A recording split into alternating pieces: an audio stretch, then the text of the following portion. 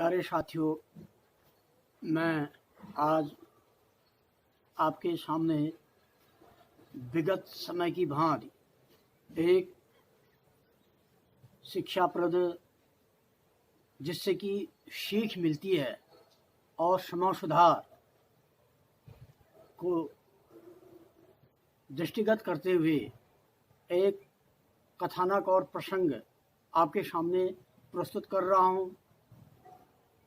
इसको अपने जीवन में चरितार्थ कीजिए, क्योंकि जितने भी संत महापुरुष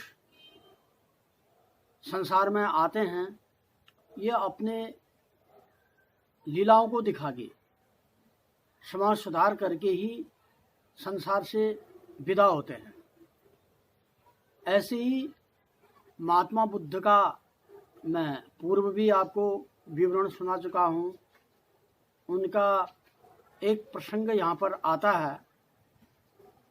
एक बार महात्मा बुद्ध जी अपने किसी शिष्य, जो उनका परम मित्र भी था, उसके घर में उनके आग्रह पर उन्हें रात्रि विश्राम किया था। उनके साथ उनके अन्य शिष्य भी विद्यमान थे। रात्रि के समय में उस सेठ के घर से कुछ बहसबाजी, रोना चिल्लाना और हल्ला गुल्ला होने लगा, और जो सेठ था वह उठ करके अपने अंतरपुर अर्थात अपने घर के भीतर चला गया, जहाँ पर हल्ला हो रहा था। कुछ देर के बाद वह सेठ लौटा और महात्मा बुद्ध ने कुछ भी इस प्रसंग में बात नहीं की, परंतु सेठ ने खुद ही अपना रोना धोना शुरू किया। कहा महाराज, मुझे अन्य कोई चिंता नहीं है। जमीन जायदाद, मकान, धन संपत्ति या जो भी भौतिक साधन हैं उनकी कोई कमी नहीं है, परंतु एक कमी और कष्ट मुझे भी है, तो इससे मैं बड़ा परेशान हूँ। तो उन्होंने महात्मा बुद्ध को बताया, महाराज, मेरी जो बहू है इसका नाम सुजाता है। इसका स्वभाव है कि ये कभी अपने पति के साथ, कभी सास के साथ, कभी मेरे साथ, कभी अपने परिवार के जो भी सदस्य इत्यादि हैं, नंद, देवर, जेठ इत्यादि, इनके साथ झगड़ा ही करती है और अशांति फैलाती है, और इसको जो है कलह प्रिय है, और इससे मैं बड़ा परेशान हूँ। अभी ये घर में थोड़ा कुछ झगड़ा कोतूहल कर रही थी, जिसकी वजह से ही थोड़ा हल्ला गुल्ला हुआ, और मैं गया, अब शांत हो गई। तो महात्मा बुद्ध जी ने कहा, ठीक है, तुम अपनी बहू जिसका नाम सुजाता है उसको मेरे पास लाओ, आप लोग भी बैठिए। तो तुरंत सुजाता को बुला गया। तो महात्मा बुद्ध ने पूछा कि बेटा ये बताओ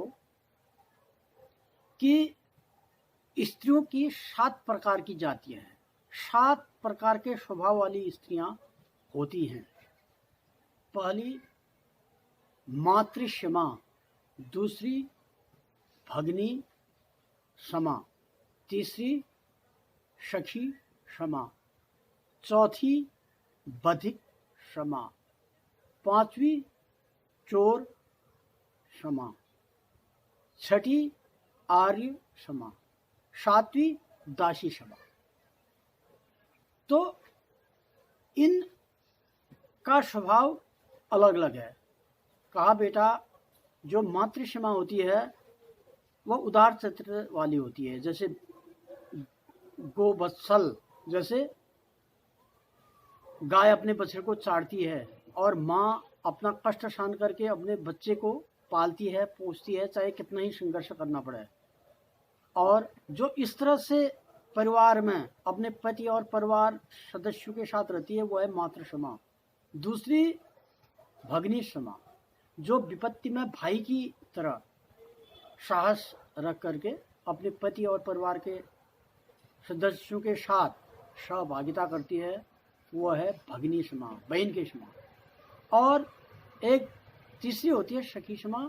इसका मतलब यह है कि जो दोस्त की तरह परिवार के प्रत्येक व्यक्ति के साथ संतुष्टि के साथ एक मित्र के रूप में अपना व्यवहार करती हैं, वो है सखी क्षमा। फिर चौथी है बधिक क्षमा।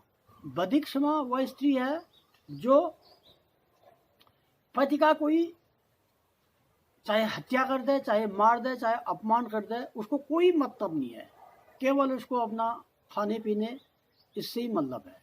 उसका केवल स्वार्थ ये है कि खाना पीना मिले और पति के कष्ट को देखने में उसको तनिक भी कोई दया नहीं है, वो है बधिक क्षमा, चौथी वाली।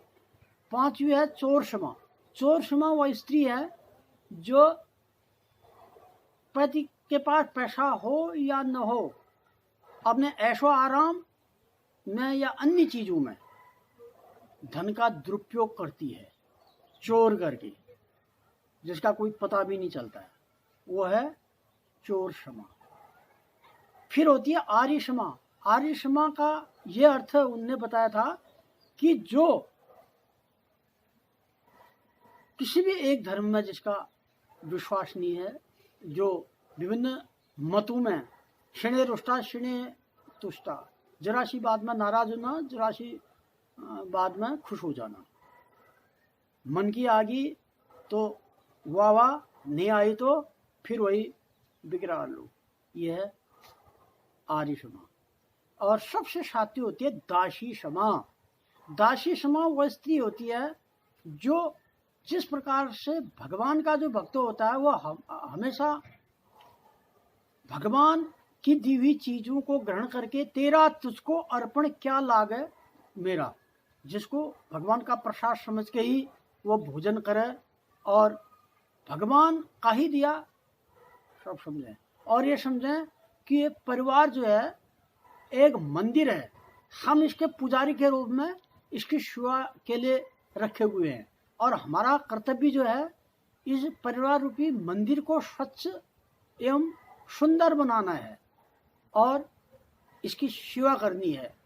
यह दासी क्षमा, जो अपने को हमेशा दास की तरह ही समझे। तो ये 7 प्रकार की स्त्रियों में आप किस प्रकार की हैं, आप ये मुझे बताएं। तो सुजाता के समझ में बात नहीं आई। उसने कहा कि मैं अपने को दासी समाजो बताऊं, मित्र समाजो बताऊं, बद्धी समाजो बताऊं, चोर समाजो बताऊं, मातृ क्षमा, भगनी क्षमा या सखी क्षमा, क्या बताऊं। तो उसने प्रत्युत्तर दिया, महाराज मुझे तो अंदाज नहीं आ रहा है कि मैं इनमें कौन सी हूँ, और ये मेरे समझ में बात नहीं आ रही है, और मैं ये नहीं बता पाती हूँ कि इनमें से कौन सी। तो महात्मा बुद्ध ने कहा, जब तुम अपने को ही नहीं समझ पाती हो तो तुम अपने परिवार के सदस्यों को कैसे समझ पाओगे, क्योंकि कोई न बुरा होता है न कोई अच्छा होता है, केवल विचारों का मिलान है। जिसके साथ आपकी पटरी खागी, विचार मिल गए, वो आपका मित्र हो गया। जिसके साथ आपकी पटरी नहीं खाई, विचार नहीं मिले, वो आपका शत्रु हो गया। केवल विचारों का आदान प्रदान और संयम और मेल मिलाप, जिसने इन बातों पर विचार कर लिया तो उसने संसार को जीत लिया। इसलिए इन्हीं बातों से आपको प्रत्येक को शिक्षा लेनी चाहिए। इन्हीं बातों में मैं वाणी को विराम करता हूँ। धन्यवाद।